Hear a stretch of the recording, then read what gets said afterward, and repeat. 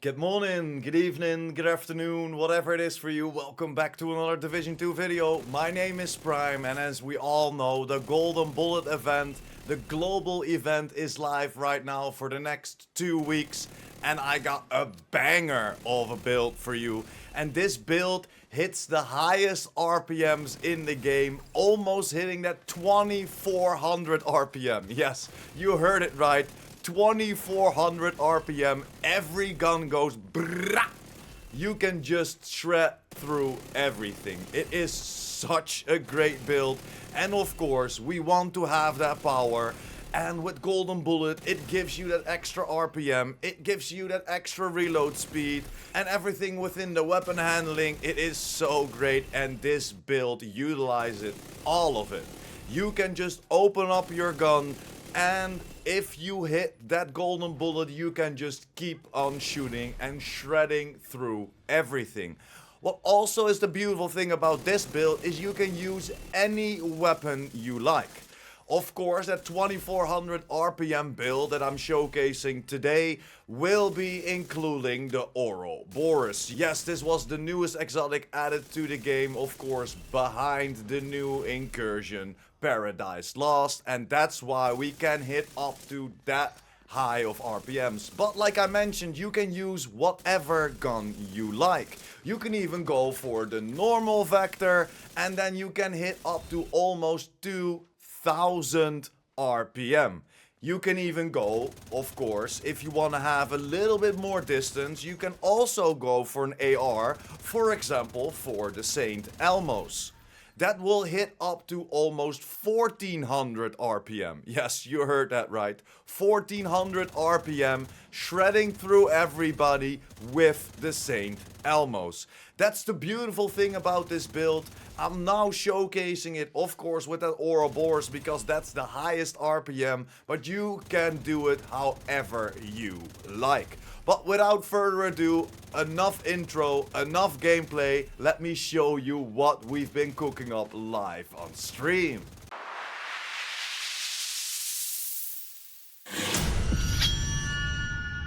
And this is the build that I just showcased in the gameplay with that Ouroboros on there, 2400 RPM, or at least almost 2400 RPM.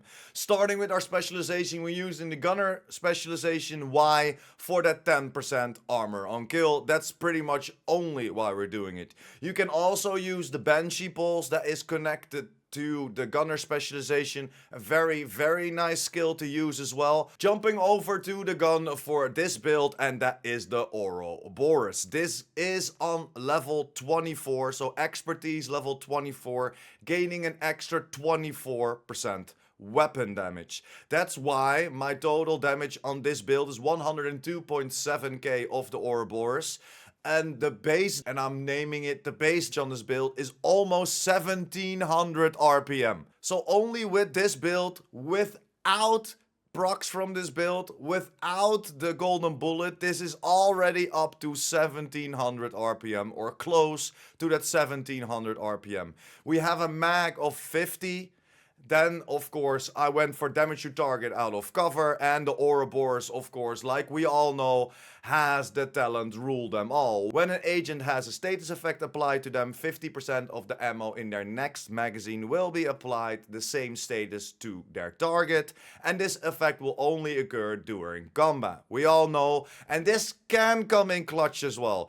If you walk up to a foam guy and he foams you, just instantly reload and shoot him back. Because that moment he is foamed as well.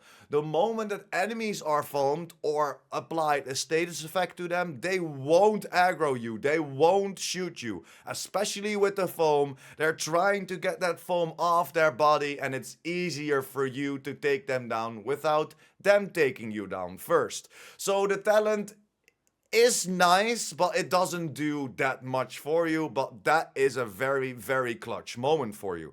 Secondary weapon is the Vector.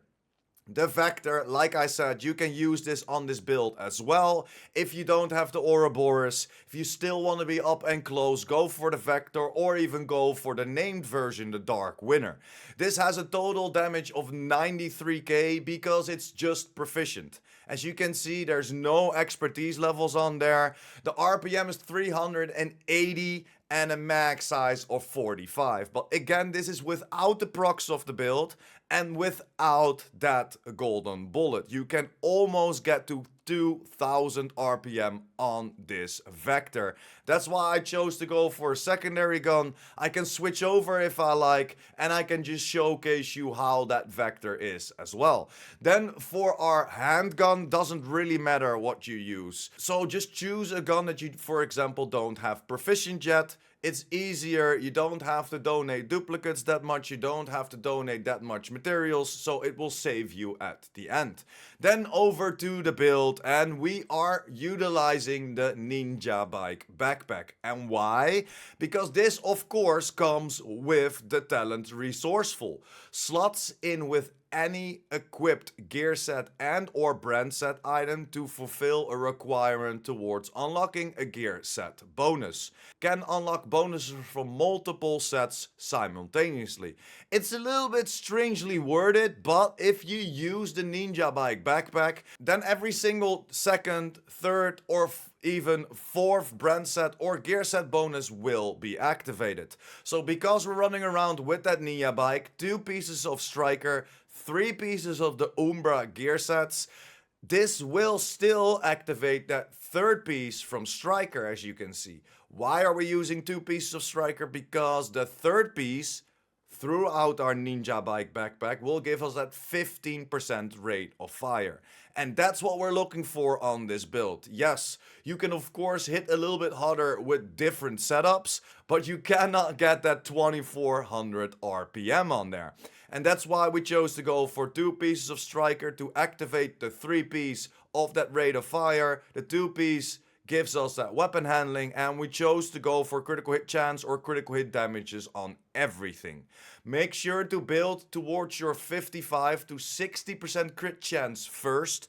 60 is the cap. Never go over the cap. It's better to be a little bit under the cap than over the cap, because over the cap you will lose damage, but under the cap you will lose damage as well. So make sure that you're always between 55 and 60% crit chance before you're gonna dive into critical hit damages or other damage multipliers. Then for my knee pads, those are also Striker. I went for critical hit damage as well. Then the 3 pieces of Umbra, and this again activates that 4 piece because we're running around with the Ninja Bike backpack. This already gives us 15% critical hit chance and 30% reload speed, but we're doing it from the 4 piece bonus from the shadows and into the light. Mainly we're doing it from the shadows. Into the light will help you out as well, but let's start with into the shadows. While in cover, gain 10 stacks per second up to 50, and each stacks will give us 1% critical hit damage increase and 0.3% RPM. So that already gives us an extra 50% crit damage and an extra 15% RPM. Boosting this up to a total of 30% extra RPM.